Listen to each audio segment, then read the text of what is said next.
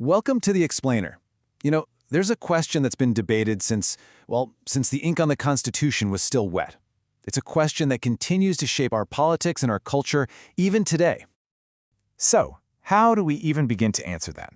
Well, the key is to cut through all the noise of modern political debates. We're going to go straight to the source, the private letters, the personal beliefs, and the public laws of the founders themselves. What does the historical record actually show us? Okay, so to really get to the bottom of this, we first have to understand the founders themselves. And here's the thing. They weren't some monolithic block, all thinking and believing the same thing. The reality is, they held a huge spectrum of religious beliefs, and frankly, some of them were in direct conflict with each other. And that diversity is not just some trivia night fact. It is absolutely crucial.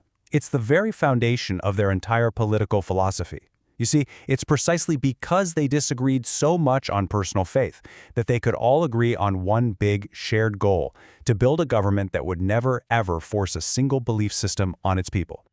Just take a look at this table. It really lays out the fascinating spectrum we're talking about.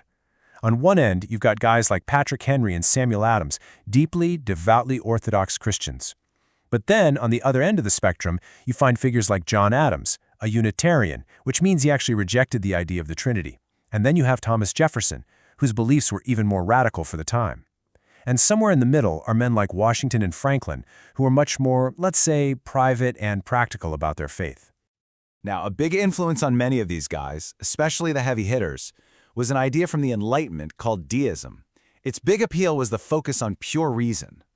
To a deist, God was kind of like a divine watchmaker. He created this perfect, intricate universe with all its natural laws, wound it up, and then stepped back. He left humanity to figure things out using logic and morality. This worldview really explains that deep skepticism people like Jefferson and Franklin had for miracles and organized religious rules.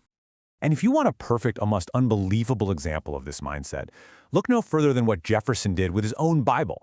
I mean, he literally took a razor to the New Testament and cut out every single miracle. Anything supernatural, gone. His whole goal was to boil it down to what he saw as the pure moral teachings of Jesus, which he really admired. He wasn't throwing out Christianity, but he was definitely reshaping it to fit his framework of reason. So here's the crucial takeaway from all this. While these men had vastly different spiritual lives, they all shared a deep understanding of European history, a history just soaked in blood from centuries of brutal religious wars. And they were absolutely determined to create a system that would prevent that kind of sectarian violence from ever happening in America. All right, so they had this shared conviction. But how do they actually put that into practice? If their goal wasn't to build a Christian nation, what exactly was it? Well, the answers are right there, written into the very text of the documents they created.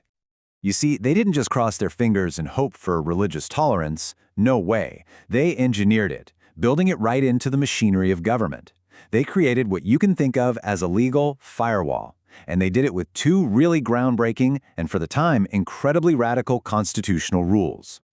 So the first brick in that firewall was this clause. And you have to understand, in an age when holding public office back in Great Britain meant you had to swear allegiance to the Church of England, this was, well, it was revolutionary. It made it crystal clear that in the United States, your private faith, or even your lack of faith, could never be used to stop you from serving in public office.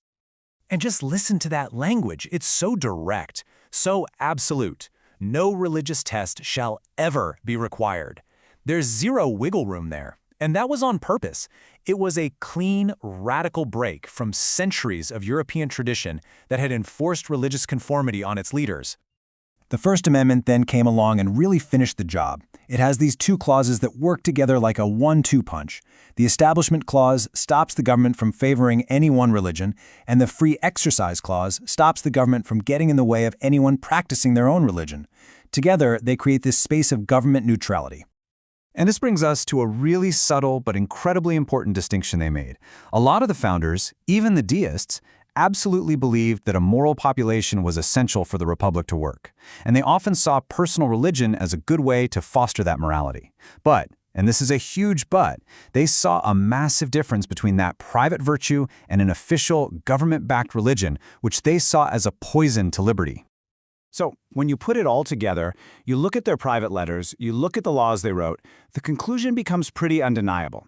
They didn't set out to create a Christian nation. They built something far more radical and, frankly, more ambitious, a secular republic where all religions and even no religion could flourish, precisely because the government was kept out of it.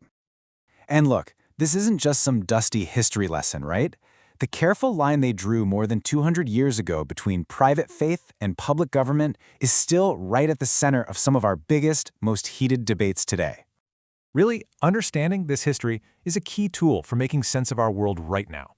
As you can see, their original vision touches everything from legal arguments about the separation of church and state all the way to how we define our national identity. So when a politician today says they're speaking for the founders, knowing this history helps us ask, are they really? So what's the ultimate takeaway here? It's this. The founders deeply believed that for faith to be genuine, it had to be freely chosen. By keeping the government's hands off religion, they weren't trying to weaken it, just the opposite. They were trying to protect it from what they saw as the corrupting influence of politics. For them, this separation was good for both the church and the state. This history gives us such a powerful lens for looking at our own conversations today. It really challenges us to think more deeply about the relationship between faith, politics, and our national identity. And it leaves us with one final big question to chew on. How does this original vision of a secular republic, one designed to protect everyone's beliefs, help us find our way forward as an increasingly diverse nation?